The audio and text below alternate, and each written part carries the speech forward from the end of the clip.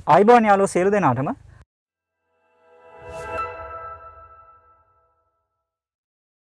අද මම හිතුවා මේ පොඩි ෂෝට් වීඩියෝ එකක් කරන්න මේ ගියර් සිස්ටම් එක ගැන මේ ගියර් දාන්නේ කොහොමද කියලා සාමාන්‍ය මේ 4 wheel SUV එක.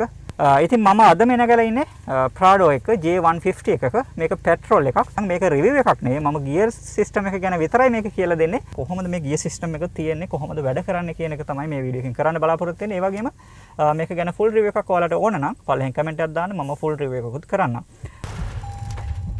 ලෝකේ තියෙන වාහනවල ගොඩක්ම ජනප්‍රිය වාහනයක් තමයි Land Cruiser කියන්නේ. Land Cruiser එකේ ස්ටේෂන් වැගන් එකක් එනවා Land Cruiser J200 කියලා. එහෙම නැත්නම් ඔක්කොම දාන V8 කියලා තමයි ඒක කියන්නේ. මේක J150 කියන එක. ඊට වඩා පොඩ්ඩක් කොඩියට ආපු එක තමයි මේක.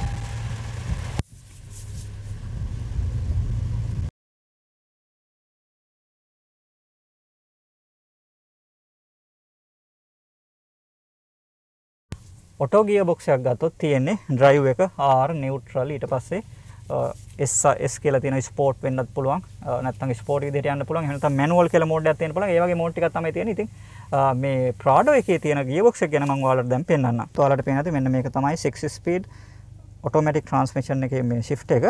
මේක ඔයාලට පේන ඇති P තියෙනවා R N, දැන් D එකේ තියෙන මම ඉස්සරහට ගත්ත නිසා මේක S කියලා තියෙන්නේ. මේක අපි එහෙම දකුණු පැත්තට දාපුවහම මෙස් එකේ තියෙන අපිට දැන් මේක සීක්වෙන්ෂියලි ගියර් shift කරන්න පුළුවන්. කවුරුත් දන්න ට්‍රේඩ් නේම් එක ටිප්ටොනික් කියලා කියන්නේ මේකට තමයි. වෙනට මේක අපිට සීක්වෙන්ෂියල් shifting එකක් කියලා කියන්න පුළුවන්. ඒ කියන්නේ අපිට මේක දැන් ගියර් අඩු කරන්න ඕන නම් පල්ලෙහාට දාන්න පුළුවන්. එතකොට රින කියලා අඩු වෙනවා. උඩට දානවා නම් මෙහෙම උඩ පැත්තට දාගන්න පුළුවන්කම තියෙනවා. දැන් මෙතන මීටර් බොක්ස් එකට આવුත් ඔයාලට පේනවා දැන් 4 තියෙන්නේ S මෝඩ් එකේ. දැන් මම මේක කොහොම පල්ලෙහාට දාන්නම් මෙතනින්. පල්ලෙහාට දාපම ඔයාලට පේනවා ඒක 3ට වැටෙනවා, 2ට වැටෙනවා, කොහොම 1ට වැටෙනවා. දැන් මට මේක මැනුවල් ගියර් බොක්ස් එකක් විදියට යූස් කරගෙන ඕන. දැන් ඉස්සරහට යන්න. දැන් යන්නේ ෆස්ට් එකේ සෙකන්ඩ් එකට දාන්න ඕන. මම මේක ආයෙසරයක් කොහොම උඩට දාන්න ඕන. දැන් සෙකන්ඩ් එකේ යන්නේ. දැන් ඒ ටිකක් අපි ඕන ස්පීඩ් එක ගත්තාට පස්සේ අපිට තර්ඩ් එකට දාන්න ඕන නම් ආයෙසරයක් කොහොම ප්‍රෙස් කරපුවම තර්ඩ් එකට වැටෙනවා. මේ විදිහට තමයි මේ සීක්වෙන්ෂියලි ගියර් shift කරගන්නේ. ඊට පස්සේ මට කියන්න ඕන මේ වාහනේ all wheel drive එකක් ඉඳලා හැම වෙලේම wheel හතරම කැරකෙනවා. එතකොට අපිට හිතන්න මේකේ සාමාන්‍ය පාරක යනවා නම් ඔයගොල්ලන්ට මෙන්න මේක වැදගත් වෙනවා. මෙන්න මේක කියන්නේ මේ අර ට්‍රාන්ස්ෆර් කේස් කියලා තියෙනවා. මේකේ ගියර් බොක්ස් එකට අමතරව ට්‍රාන්ස්ෆර් කේස් එකකින් වෙන්නේ අපිට එන්ජින් එකකින් එන ටෝක් එක අපිට තවත් වැඩි කරලා ගන්න පුළුවන්කම තියෙනවා. මම ඒක ගැන විස්තරයක් පස්සේ කරන්නම්.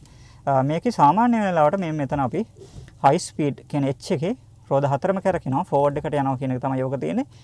දැන් හිතන්න ඔයාලට මේ වෙලාවට යද්දි ඕපන් ඩිෆරෙන්ෂියල් යන්නේ. ඒ කියන්නේ හිතන්න ඔයගොල්ලෝ වංගුවක් ගන්නවා කියලා වංගුවක් ගන්නෙද්දි වංගුව ඇතුල් පැත්තේ රෝද හිමීට කරකින්න ඕන.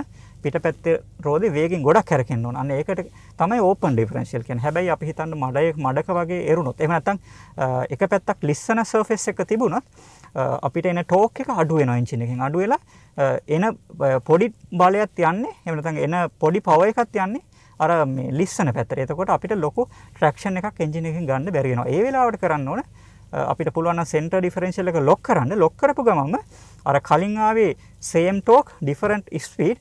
දැන් ඩිෆරෙන්ෂියල් එක ලොක් කරපු ගමන්ම වෙන්නේ same speed වෙනවා. රෝද දෙක එක වේගකින් කරකිනවා. හිතන්න වංගුවක් ගනිද්දී රෝද දෙක එකම වේගකින් කරකුණොත් එහෙම එක පැත්තක් ඇඹරිලා වගේ යන්නේ. එතකොට අපි H4L කියන එක දාන්න ඕන. පර්මිට් කරලා තියෙනවා නම් ඒ කියන්නේ අපිට පොඩ්ඩක් එහෙම ඇදලා ගියාට කමක් නැති අවස්ථා හිතන්නකෝ. ඔයගොල්ලෝ මොනවා හරි ඔෆ් රෝඩ් යන වෙලාවට ඒක දාගෙන යෑමේ හැකියාව තියෙනවා. මොනවා හරි තැනකින් ට්‍රැක්ෂන් එක අරගෙන ගන්න ඕන වෙච්චාම. ඊට පස්සේ අපිට ඒත් මදි නම් අපිට තව ලොකු පල්ලමක වස්සනවා නම් ලොකු කන්දක් නගනවා නම් මුළු ට්‍රැක්ෂන් එකම අරගෙන මුළු ටෝක් එකම එන්ජින් එකෙන් ගන්න ඕන නම් අපිට ඒ වෙලාවට දාන්න වෙනවා මෙන්න මෙතන තියෙන මේ L4L කියන එක. මෙන්න මෙතන තියෙන එතකොට 4 ස්පීඩ් අපිට සාමාන්‍ය විදිහට ට්‍රාන්ස්ෆර් කේස් එක යූස් කරන්න නැතුව යන අවස්ථාව.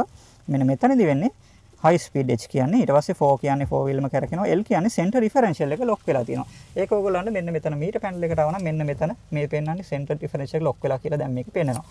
ඊට පස්සේ ඔයාලට මෙන්න මේකට දාන්න ඕන මේක අපිට මෙතන ඉඳලා මෙතෙන්ද H4F එකේ ඉඳලා H4L එකට අපිට සාමාන්‍ය ස්පීඩ් එක යන්න පුළුවන්. මේකට දානවා නම් අපිට මේක නියුට්‍රල් එකට දාගන්න වෙනවා ඉස්සර වෙලා. මේ විදිහට නියුට්‍රල් එකට දාලා ඉවර වෙලා තමයි මේක ප්‍රෙස් කරලා ඇතුළට ඔන්න ඔහම දාගන්න ඕන.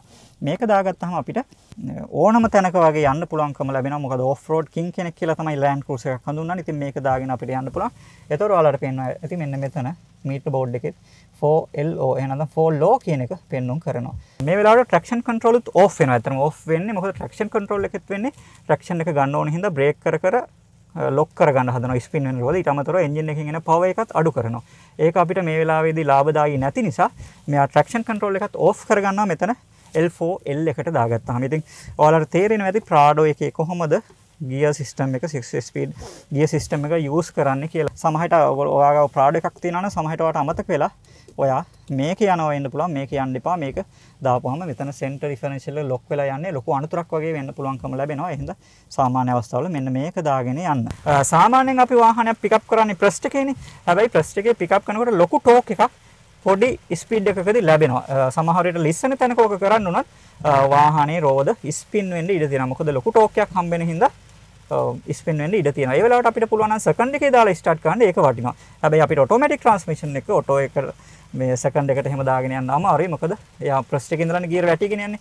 හැබැයි Prado එකේ ඔයාලට ඒකට ඔප්ෂන් එකක් දීලා තියෙනවා. මෙන්න මෙතන තියෙනවා සෙකන්ඩ් ස්ටාර්ට් කියලා. ඔයාලා මේක ප්‍රෙස් කරා නම් ඔයාලට කෙලින්ම සෙකන්ඩ් එකේ පික් අප් කරගන්න පුළුවන්. මෙන්න මේක ප්‍රෙස් කරලා මම ප්‍රෙස් කරන ගමන් ඔයාලන්ට ඩෑෂ්බෝඩ් එකේ පෙන්නන්න මීටර් බෝඩ් එකේ මෙන්න මෙහෙම සෙකන්ඩ් ස්ටාර්ට් කියලා තියෙනවා. එතකොට අපිට වාහනේ සෙකන්ඩ් එකේ පික් අප් කරගන්න පුළුවන්. මේක වටිනවා ලෝ ට්‍රැක්ෂන් අවස්ථාවක යන වෙලාවක. එතකොට ඔයගොල්ලෝ මේකේ හයි ස්පීඩ් සාමාන්‍ය 4 wheel යන වෙලාවට ඒක දාගෙන යන්න. මොකද ඒක තමයි අපිට හදලා තියෙන්නේ ඉකොනොමිකලි ඩ්‍රයිව් කරන්න. සද්ද අඩුවෙන් යන්න, පෙට්‍රල් හොඳට වැඩ කරන්න යනවා නම් අපි යන්න ඕන පළවෙනි එකේ. එහෙම නැත්නම් මේක විදිහට H4F කියන එකේ අපිට ට්‍රැක්ෂන් එක ටිකක් ඕනේ සහ රෝද දෙක ලොක් කරලා ගියාට කමක් නැති 4 wheel අවස්ථාවකට යනවා නම් අපිට H4L එක යන්න පුළුවන්. අපිට ලොකු ට්‍රැක්ෂන් එකක් ඕන නම් ලොකු එක්ස්ට්‍රීම් ඔෆ් රෝඩ් එකක් යනවා නම් අපිට මේකේ L4L එකට දාලා යන්න පුළුවන්කම තියෙනවා. ඒ වගේම සෙකන්ඩ් එකේ ස්ටාර්ට් කරගන්නත් පුළුවන්කම තියෙනවා. ඉතින් මම හිතන්නේ ඔයාලට චූටි අයිඩියා එකක් ගන්න ලැබෙන්න ඇති මේ 6 ස්පීඩ් ඔටෝමැටික් ට්‍රාන්ස්මිෂන් එකේ ටිප්ටොනික් එහෙම නැත්නම් ගේප් shift එකක් තියෙන එහෙම නැත්නම් ඔටෝමැටික් එක මැනුවල් මාරු කරන්න පුළුවන් ගියර් බොක්ස් එකේ කොහොමද ගියර් දාගන්නේ කියලා. ඒ වගේම කොහොමද මේ 4 wheel එක මාරු කරගන්නේ ලෝ එකේ ඉඳලා හයි එකට ට්‍රාන්ස්ෆර් කේස් එකත් හරහා. ඒව ඇතුලේ ටෙක්නිකල් ටික මම වෙනම ටෙක්නිකල් වීඩියෝ එකකින් කරන්නම්. මට මේ Prado එක තමයි කරන්න උවමනාව ලැබුණේ. ඉතින් මම ආයෙත් දෙනවා ඔයාලට මේ කා එක ගැන එහෙම නැත්නම් මේ SUV එක ගැන රිවිව් එකක් ඕන නම් පල්ලෙහින් කමෙන්ට් එකක් දාන්න මම රිවිව් එකක් කරන්නම්. හරි එහෙනම් මම ගිහිල්ලා එන්න. මට ඕනුනේ ෂෝට්